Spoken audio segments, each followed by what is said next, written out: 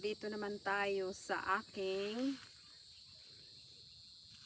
talong.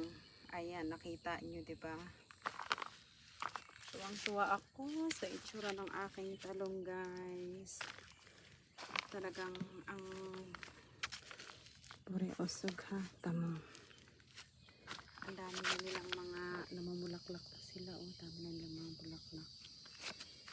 Ayan, guys, oh.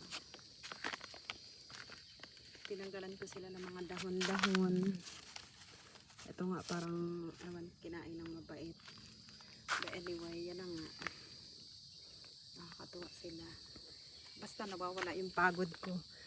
Kahit na mainit, ganyan, ang dami ng bulaklak, oh. So ayan, may malaki-laki na doon. Kita nyo, diba?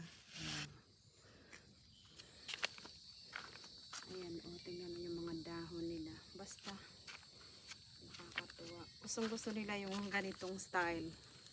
Last year, nagtanim ako ng talong kawawa. Hindi ganito kalalaki. Ilang beses ko lang naman inabonohan yan, pero tingnan mo. Nakakatuwa sila, diba? Thank you for watching, guys. Bye!